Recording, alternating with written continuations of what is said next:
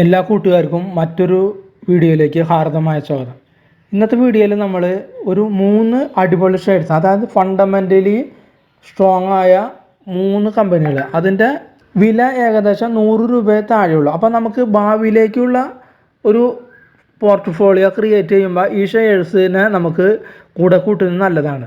ഇപ്പോഴത്തെ ലെവലിൽ ഇതൊരു ചില ഷെയർസ് ഒരു ബൈയിൽ കണ്ടീഷനിലല്ല, പക്ഷേ ഫണ്ടമെൻ്റലി സ്ട്രോങ് ആണ്. എവിടെയെങ്കിലും നമുക്കൊരു ബൈ ഓപ്പർച്യൂണിറ്റി കിട്ടിക്കഴിഞ്ഞാൽ ഇത് കണ്ണും പൂട്ടി ബൈ ചെയ്യാവുന്ന 3 ഷെയർസാണ്. അപ്പോൾ ഇത് നിങ്ങൾ വാച്ച് ലിസ്റ്റിൽ ഇടുക. കൂടുതൽ ഇതൊരു ബൈ സെൽ റെക്കമെൻഡേഷൻ അല്ലാന്ന് ആദ്യമേ ഞാൻ പറയുന്നു. അപ്പോൾ നിങ്ങളുടെ ഫിനാൻഷ്യൽ അഡ്വൈസർ അല്ലെങ്കിൽ നിങ്ങൾ സ്വയം അനലൈസ് ചെയ്തിട്ട് വേണം ഇതിലൊരു ബൈ സെൽ റെക്കമെൻഡേഷൻ എടുക്കാനായിട്ട്. നമുക്ക് അതിൻ്റെ ഡീറ്റെയിൽ പോവാം. അതായത് വിപണിയിലെ ശക്തമായ 3 പെന്നി മൾട്ടിബഗറുകളാണ് ഇത്. വില 100 രൂപ താഴെ മാത്രമേ ഉള്ളൂ. അതായത് അടിസ്ഥാനം കൊണ്ടും പ്രവർത്തനം കൊണ്ടും നിക്ഷേപകരുടെ മനം കീഴടക്കിയ ഒരു ഷെയർ എന്ന് വേണമെങ്കിൽ നമുക്ക് പറയാം. കഴിഞ്ഞ ഒരു വർഷത്തിനിടയിൽ ഏകദേശം നല്ല രീതിയിൽ കയറിപ്പോയ ഷെയർസാണിത്. അപ്പോൾ ഇനിയും കയറില്ല എന്ന് നമുക്ക് പറയാനായിട്ട് സാധിക്കില്ല.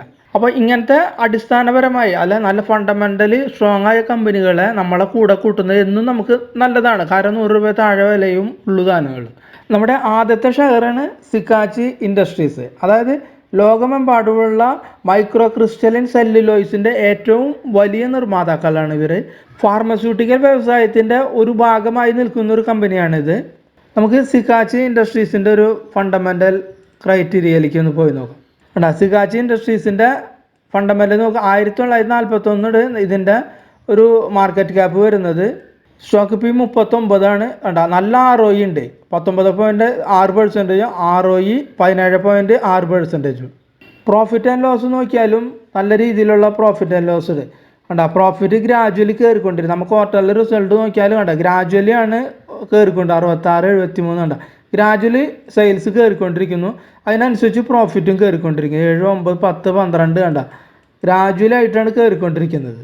വലിയൊരു കയറ്റമല്ല, എന്നാലോ ഗ്രാജുവലി ആയിട്ട് കയറിക്കൊണ്ടിരിക്കുന്നു. പ്രൊമോട്ടേഴ്സിൻ്റെ കയ്യിൽ ഏകദേശം 45% ഷെയർസ് പ്രൊമോട്ടേഴ്സിൻ്റെ കയ്യിലുണ്ട്.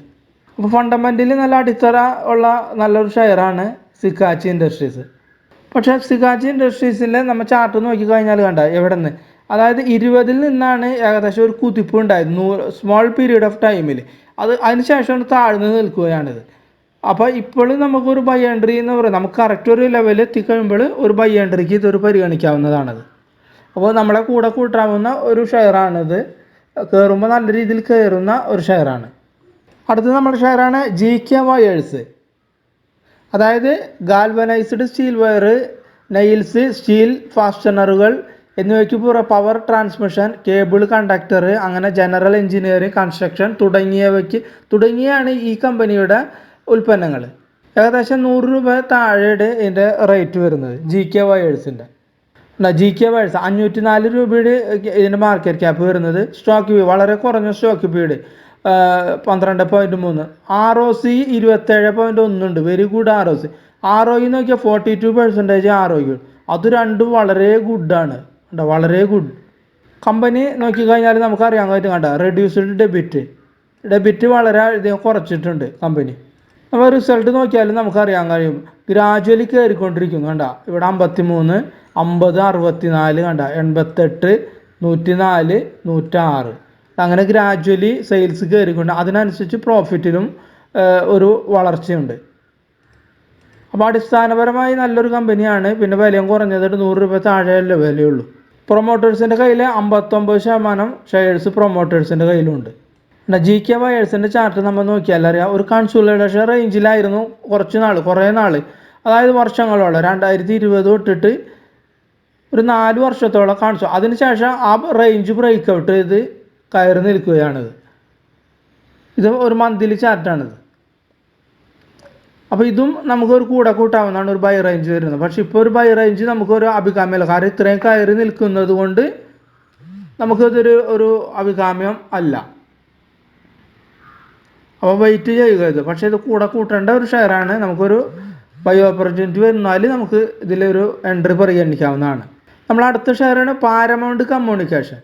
പവർ കേബിളുകളും പിന്നെ ടെലികോം കേബിളുകൾ, പിന്നെ റെയിൽവേക്കുള്ള കേബിളുകൾ, അതിനുള്ള പ്രത്യേകതരം കേബിൾ എന്നിവ ഉൽപ്പാദിപ്പിക്കുന്ന ഒരു കമ്പനിയാണ് paramount cables, paramount communication. Market cap ഏകദേശം വരുന്നത് 1945 stock P 27.8 stock P, ROC 13.8%, ROE 21. രണ്ടും നല്ല ഗുഡാണിത്.